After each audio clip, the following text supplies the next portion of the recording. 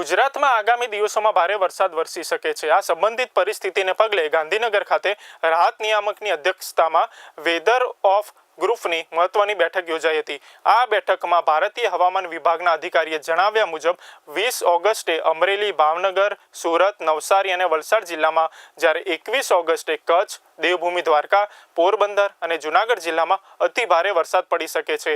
આ ઉપરાંત 25 ઓગસ્ટ સુધી સમગ્ર રાજ્યમાં મધ્યમથી ભારે વરસાદની આગાહી છે, જેના પગલે તંત્ર એલર્ટ મોડ પર છે। એનડીઆરએફની 12 અને એસડીઆરએફની 20 ટીમો પણ વિવિધ જિલ્લાઓમાં તૈનાત કરવામાં આવી છે। વધુમાં સુરેન્દ્રનગરના તરણેતર મેળા માટે એક વિશેષ એસડીઆરએફ ટીમ પણ ફાળવાઈ છે। સિંચાઈ વિભાગ દ્વારા મળેલી માહિતી પ્રમાણે રાજ્યના 206 જળાશયોમાંથી 61 હાઈ એલર્ટ, 27 એલર્ટ અને 21 વોર્નિંગ લેવલ પર છે। સરદાર સરોવરનો પણ સ્ટોરેજ લેવલની સમીક્ષા કરવામાં આવી હતી।